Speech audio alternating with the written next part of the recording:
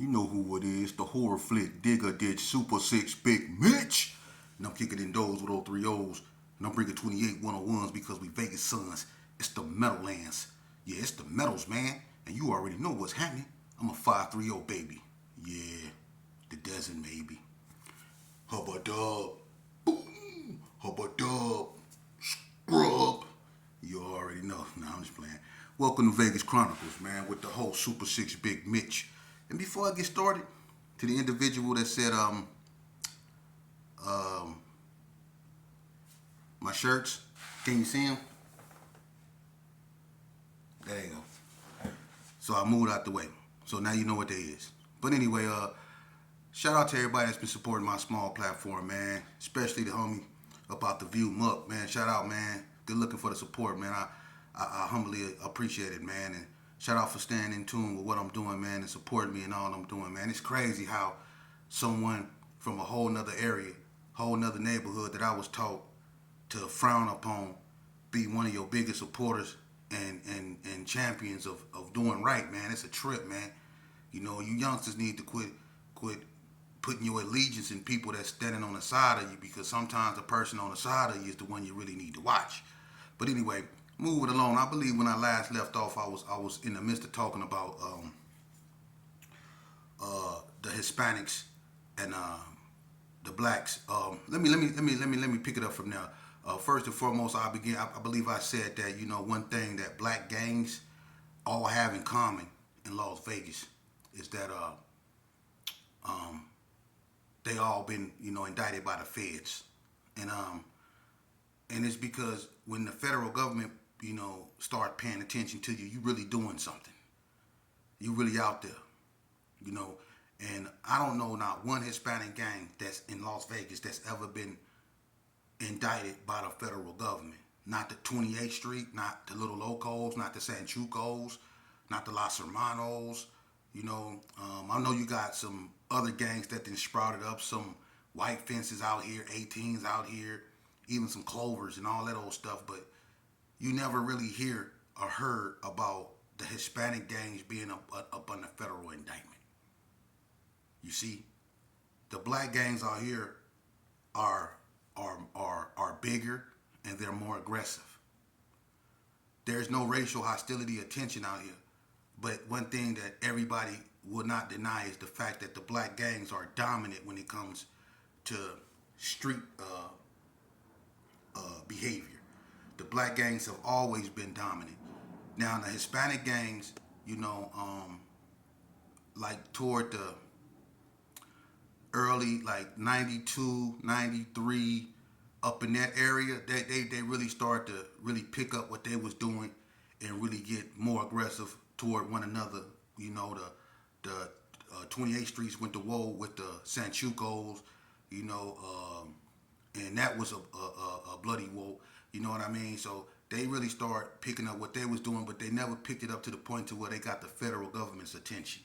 Let's just put it that way.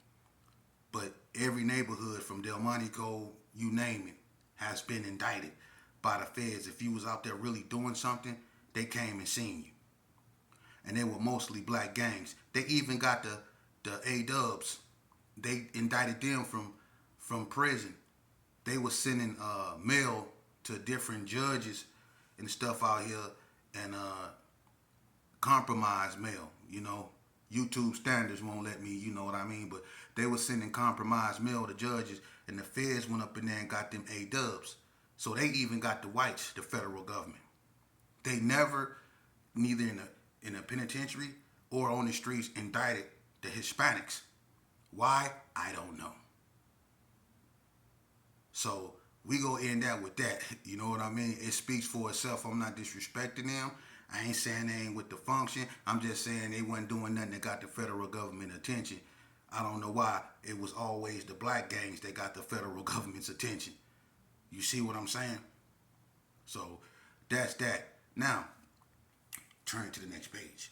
I was asked, what was the most dangerous streets in Vegas during my era? Because things change. People want to talk about places like Naked City, Sierra Vista, Shelter Island, even 15th and Fremont. Dude, those are out of town places where out of towners be. And as far as gang violence, they have never been violent like that. But violent such as, I guess you could say, robbery incidents or stuff like that. You probably find that type of stuff over there. But as far as gang violence, when it comes to dangerous streets, nah. Places like Naked City, places like downtown, places like Sierra Vista, Vegas dudes, real Vegas cats, they don't even pay that no attention. The most dangerous streets in Vegas, and this is real history from a real Vegas cat. One of the most dangerous streets in Vegas is a cross section, it's an intersection. It's right there on Martin Luther King and Cary. On Martin Luther King and Cary, since I've been a baby, it has been so much unaliving on that street alone. Martin Luther King and Cary. Cary Mini Mart, right there by the car wash, has had so much unaliving up over there. It's so many people that didn't, it's just bad. Just recently, Lil Manish, a few more guys, I'm not going to mention them because, it's just been bad. The war with the 6 O's in the Gerson, that street right there, it was a lot of people that lost their lives right there at that intersection. And then on Martin Luther King and Lake Mead, that's another dangerous intersection. It was people that lost their lives all right there by that McDonald's, all at the old Mario's. It's been horrible right there. Another dangerous street would be Comstock. Comstock was one of the most dangerous streets in Vegas at one point because the 40 blocks can turn off the lights. And the 60s used to come through there. That was a street you didn't want to cross. And Laurie Street and Hart Street, along with Comstock, are the most dangerous streets on that side over there. In Cary Arms, the most dangerous street over there is West Street. Second is Morton. But the reason why West Street is so dangerous, because that's the street that separates Crip City from Cary Arms. So that separates the 60s from the Gersons. One street. So that street was very dangerous. Another street that's dangerous, Inglestead.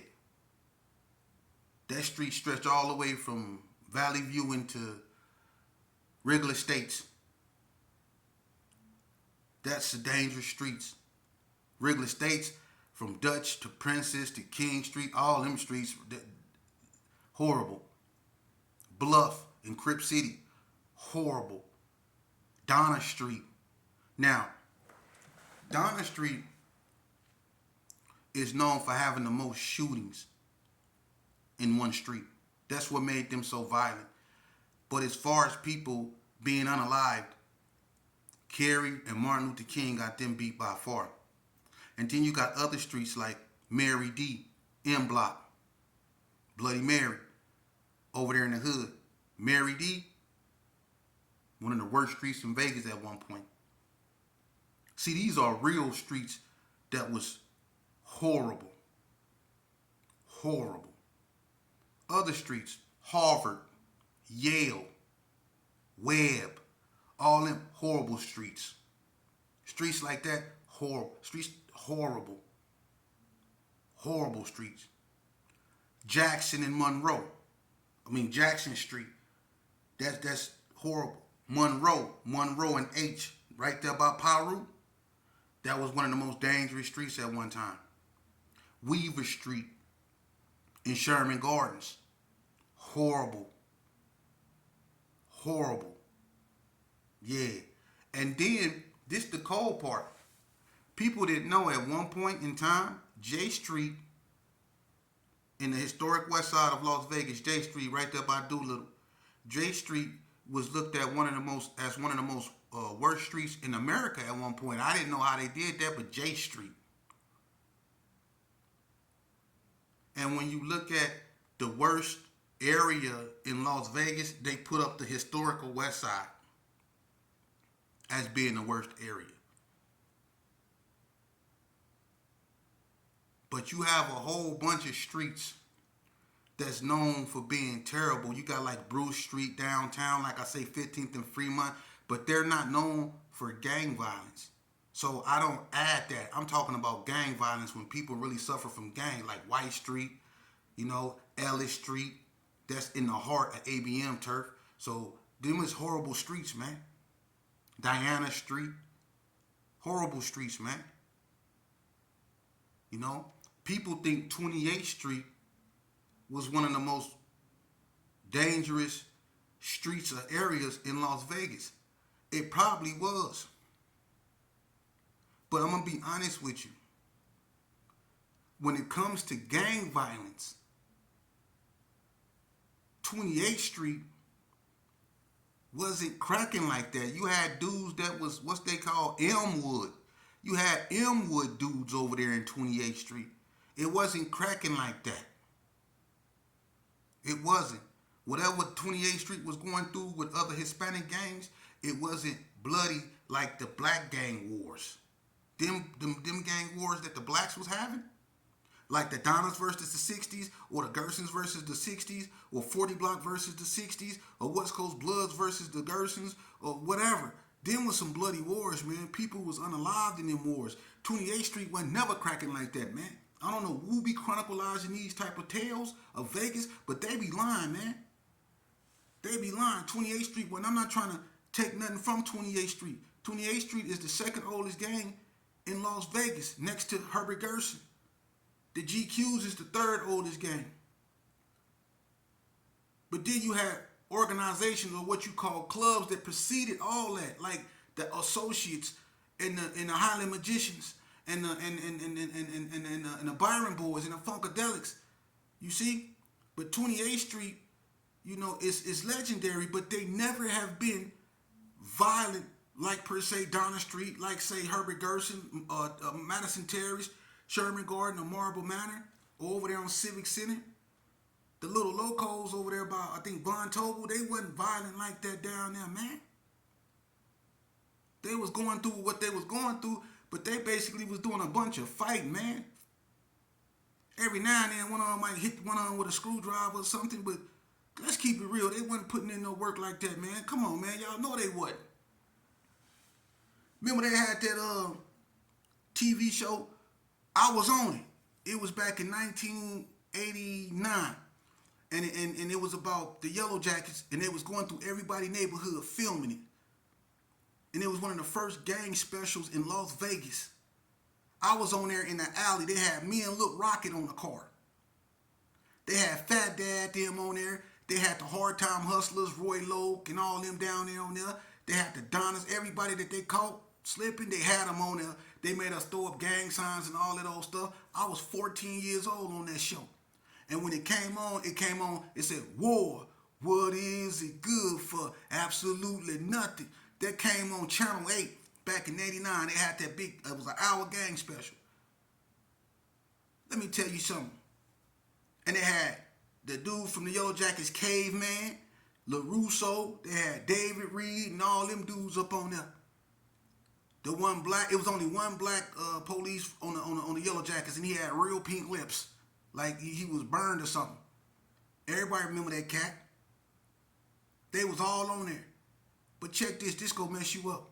Name one Hispanic hood that was on that show. I'll wait. And I'm not being disrespectful. This is true facts. Name one Hispanic hood that was on that show. See? I rest my case, man. I rest my case. And we all know each other. We was in Elko and we was in the Hoop Scout. The SAs and the Hispanics out here in Las Vegas, attitudes start changing in the penitentiary because of Cali Hispanics. But it never reflected on the street. The Hispanics get into it with the blacks more in the institutions than they do on the streets. For real. In my era, it wasn't wise, and I'm not being disrespectful, I'm telling you the truth, it wasn't wise for the Hispanics to get into it with the blacks. Because I'm going to be just point blank. The black gangs, it was too many of them. They would have crushed them easy. Donna alone would have Donna in the hood alone with everything. Come on, man. Let's leave that alone, man. Let's leave that alone. Someone asked me a few questions. You know, they say we know that you smoke water and stuff like that, and and they told me to talk about things that I done good, and and it, has there ever been a person I gave a pass to that I wish I hadn't, and there's been a couple individuals that I've given passes to that I wish I hadn't, and one in particular, man, you know what I mean. It was a certain, I don't want to fan no flame, but it was a certain 6-0 that I used to always, I used to catch him and carry arms. And he was one of the 60s that wasn't hanging out in Castle Rosa. He stayed in Crip City, and he stayed around that area. But, it was at a time when it was really tension, and, every time, a Gerson or a 60 come across each other, it was tension. They either fighting or something going down. I think Maine and Spike had just had a fight. Maine jumped on Spike real bad. You know what I'm saying? And it was tension. But it was this 160, I call. He know who he is, and if he hit his video, he gonna know exactly who I'm talking about. It was 160 I called, and they was finna get him. It was Tennessee, Kip Nut, even what you call him was out there, Senti, all them. This was Senti and Giannis used to be together, but they was finna get the boy. And I told him no, because we was in Elko together, and I told him no, you know what I'm saying, leave him alone, because they was finna, Kip Nut had him by his shirt, and Nut had him by his shirt and was hitting him under his chin, you know what I mean, just really, so I made Nut let him go, and I walked with him out of carry arms to make sure they didn't do nothing to him, and I made sure I stopped right there on West Street on the sidewalk and let him cross the street, go back in the Crip City. And it's the same cat. Look, this the same cat. Remember I told y'all we went to that party in Carry Arms, and we went upstairs, and we was being disrespectful, and one of the girls told us to leave. Me, Crazy Cube, and all us. We went up there, and I was being disrespectful. I stuck my hand all in the cake. And KD and all them came up in there. Shima went and got KD and all them, and they came up in there and smashed us. Well, the dude that I saved, he was one of the dudes that came up in there and smashed us. And when he seen me, this the cold thing. I knew we was good. I started smiling because I knew I saved him. I saved him. So when he come through the door, I started smiling. I'm thinking we cool. I'm thinking he go escort me up out of there or tell his homeboys, nah, they cool. You know what I mean? After they slid Crazy Cuban, man, look what he do. He looked at me. I'm like when they hit Crazy Cuban, I looked at him like, ain't you gonna stop this? He looked at me like, and right then and there, I felt, and then look, this so cold about it. When they smashed us, right, they beat the brakes off us. KD was hitting me in I still feel him hitting me in my ribs, man. He was hitting me in my ribs so hard, man. For real. And then look, the dude that I saved, after they got through whooping us, the last lick was that dude slapping that. Look, he slapped me so hard. Bow! Slapped up. And then gonna call me a herd. So yeah, it's people that I didn't save that I wish I hadn't. It's a whole bunch of them that I wish I got. And then some people wish they never gave me a pass.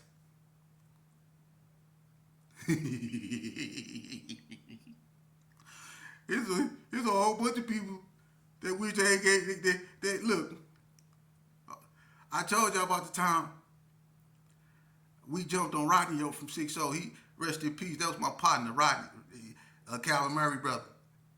They caught. Look, I was up over there messing with David McAfee in Winslow Park, and I was walking through Crip City one time.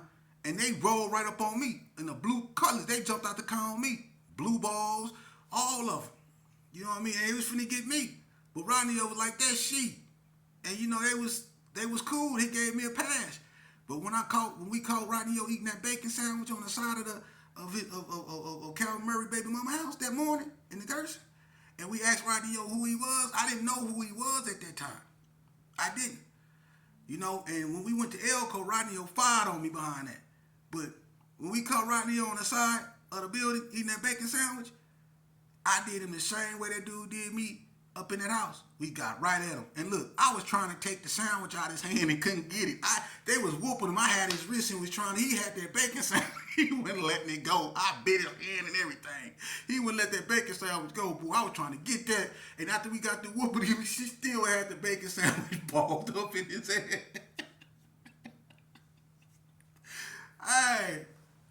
But yeah, it's been a bunch of people that gave me passes that wish they hadn't. I done gave passes that I wish I hadn't. You know what I mean? But that's the game, that we play. That's why you shouldn't play this game, man. Because in life, who are we to decide if someone get a pass, man? Everybody got a lane. Everybody got a journey. And who are we to obscure it? You know what I mean? But yeah, and the good that I did, I've been the type of individual that, could have, really hurt someone or really did something that would have turned out bad and decided not to. Yeah, I've done that a lot. Some of the good things that I've done that I think was noble was like when kites came to me when I was in the penitentiary system, like when a certain individual came up to a yard that I was on and they sent a kite saying that he needed to be dealt with because he let whatever happened and that they ran him off the yard. I let the individual read what they sent up there. And I ripped it up because I told him I didn't take orders. So that right there, because he said he wanted to go home. So I felt what I did was noble. I told the kite up, I went against the grain. I didn't tell him he had to get off the yard. It was dudes that was on the yard with me that had people on their enemy list. And they knew they had them on their enemy list, preventing them from coming to the yard. And the word got back to me. Now, if you put somebody on your enemy list and they get back to your homeboys, the way it's supposed to go in the penitentiary, they supposed to make you roll up because you basically did this. So they make you roll up. I simply told him, did you do that? He said, yeah. I said, man, I think the best thing for you to do is if you don't really have no issue with this cat and you did that just so you wouldn't have to go to the prison that he's at, I think you should take him up off your enemy list, because that ain't right. Because he ain't do nothing to you. And when they get caught doing that, I didn't tell him, I ain't going around telling everybody, hey man, he put such and such on his enemy list. I didn't do that. I just told him, you need to make that right because that ain't cool. People didn't put me on their enemy list. So I couldn't go to certain yards. People I never did nothing to. So I know how the game go. And people would do you like that. Your own homeboys would do you like that. Listen to what I'm telling you, man. This game is deep, man. And I'm going to tell you something, man. For all you youngsters up out here that use that excuse that, I'll be out the way. No, you don't. Y'all youngsters be huddled up. Y'all be plotting. Y'all be planning. Y'all be antagonizing each other on social media. Y'all be celebrating each other's unaliving and stuff like that. And I'm asking yourself, how do we allow for this to continue to go on when we know we done did this enough for it not to go on, man? These are our babies, man. We gonna allow our babies to do what we've done, knowing what it did to us? That's how, come on, man. Pretty soon I'm gonna be so 100 with you. Pretty soon it ain't gonna be nothing but black women out here, because the black man, he gonna go extinct. And it ain't because some plot to wipe him out. He go knock his own self out. Don't nobody, listen, let me explain something to you. In the black community, don't nobody hate the black man more than he hate himself. Let me say that again. In the black community, don't nobody hate the black man more than he hate himself. He display that all the time when he disrespect his women and call them the H word and talk about blades and all that old stuff. Or when you talk about you sliding on your ops and all that weird stuff, or when you out there talking about you smoking on your ops and all that, what is that, man? You see? You see how you sound? You see how backwards that sound? You smoking on your ops? Can you spell smoking? Huh? You need to have your behind up in that classroom working on geometry with algebra expressions.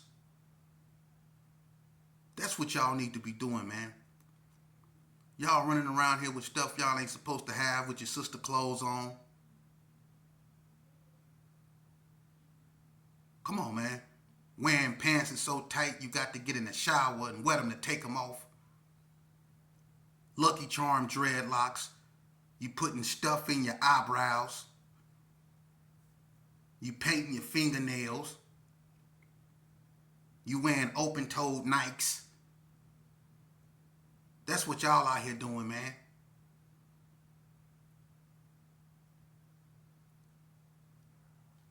In the black community, no one hates the black man more than he hates himself. I had to look in the mirror. And when I looked in the mirror at all my flaws, when God allowed me one last time to really see myself, when I looked in the mirror, and I didn't just look with my eyes, I looked with my mind. And I was able to see what I really looked like. And what I seen